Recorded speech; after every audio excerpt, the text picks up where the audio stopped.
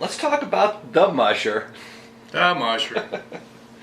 Alan, what were some of the high points? We heard a little bit about the low points, but you can touch more of those around. But what were some of the high points and low points for you in this race?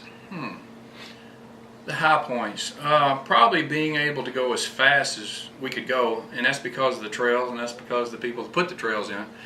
But when you're going, I don't know, from Wolverine to Sourdough and averaging over 10 miles an hour, you're going really fast. So I knew it would be hard for a lot of people to go that fast if I could continue it. And sure enough, we could continue it, and I knew things were going right after that point. After that first 2-hour rest, after 50 miles, and then us continuing on to go that fast, made us pretty happy.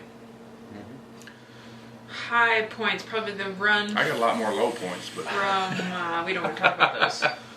Probably the run from Myers Lake after my 8-hour mandatory to Paxson was great. They were scooting on down the trail, and we made great time, despite the fact that nature and the environment does what it does, and there was at least a 20-25 mile an hour headwind across Paxson Lake right into the team, and the team didn't care at all, so they just blasted away through. So that was probably a high point. They were scooting along. I almost had to get on my drag. Yeah, I did the race. Actually. So at low point. Keep thinking of the big hill. Yeah, keep your energy. Probably having to drop Scout in the hub. Just the fact that you want all your dogs to succeed, and that he was just a little bit too tired. And it would have been neat to see him get so close to the finish line to finish. And to him, he doesn't know he didn't finish. He did what he could do, and 260 miles as a 2-year-old. 280. 22 miles from the finish line. So no, it's phenomenal. But it would have been neat to see him, trot across the finish line. He probably, he could have done it, but it wouldn't have been in his best interest or our best interest. So that was probably a low point. So Alan, did you ever stop kicking and pulling in the race? If we were going downhill, most of the time I didn't kick or pull.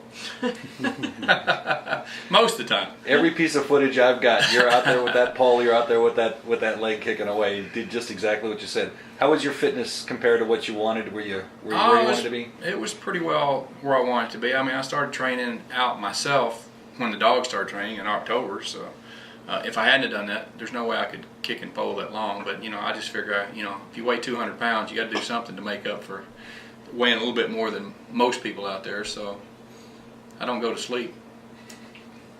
So, Allie, you mentioned this obliquely before. You had 3 teams in this race, and you were trying to run your own race, and that's a lot to have on your mind. Were you able to compartmentalize it? What was it? Tell us. People know. I want to hear this. People know what the dogs mean to you, but what was that about? I was running my own race, 75% of the time, probably, to be honest. I worry about a lot of things before the race starts. About getting everything together, getting Bridget in from Nome, making sure her flight actually lands, making sure the trucks actually take off, and get home. And so I think worrying about all those extra things sucks a little bit away from my own race. When I was running the race right in the middle of Alan and Bridget, you look at the trail and you see all these sleds passing other sleds, and you think, oh, maybe that's where he passed him. Oh, maybe that's where he passed him. And then you come across these obstacles, and you see this tree down in the trail where you have to duck under it pretty quickly or get knocked out, and you think, oh, Lordy, I hope Bridget saw that, that kind of thing. So I think, all in all, it was a kennel effort, and my team did exactly what I would have wanted them to do. And the kennel did, except for those 7 minutes, do exactly what.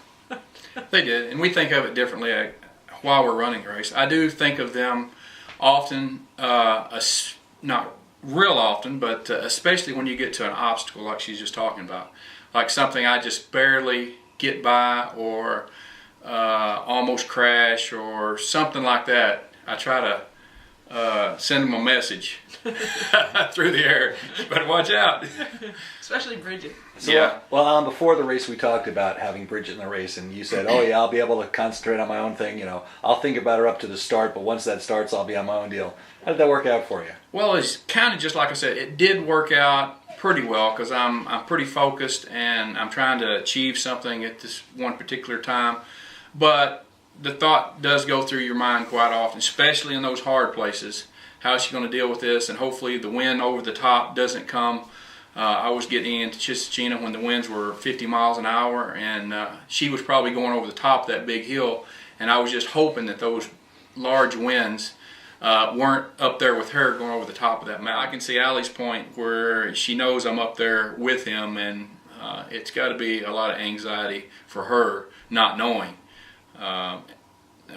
Especially coming into a checkpoint, she can look at the sheet there and see how far I am behind or ahead or whatever, and kind of get an idea of what's happening, how many dogs I have. And actually, I did look at the sheet of the hub. I said, "How's he doing?" And they said, "Good." I said, "How good?" "Really good." I said, "Really good?" They said, "Really good." And I thought really good was really good. She thought really good was ahead. Tell us about Bridget, and tell us about how she did. And Well, Bridget, she I know she keeps surprising Allie up to the last couple of years. Not anymore. Not anymore, I know. But she has been running dogs since she was 5 years old. So once you do anything for that long, skiing or whatever it is, you become pretty good at it. So any of these excursions we have went out on in the past, I was never worried about her because I know what she can do on a sled. And she proved it to Allie, all those things. So I wasn't worried about her ability. I knew she had to learn some checkpoint routines, management type things, but I knew she would get that down pretty quick, and she did, and she did very well. So very proud of her. There aren't very many people we let drive our dogs. I don't think there's anybody else you let drive your No, dogs. is there? but they are her dogs at this point. I mean, they're not by any means not. So the hardest thing for her is that when Allie and I are out on a Iditarod, her dogs are out there, and she's the one that's home that knows them better than anybody. So that's what's hard for her. Well, we got another month and a half for that. So, Alan, you think you'll run the CB300 next year? Well, you know, a lot of people ask me that. They ask me that every year. I said, well, you know, I've ran it for, I don't know, 7, 8, 9 years. So the chances are it's pretty good.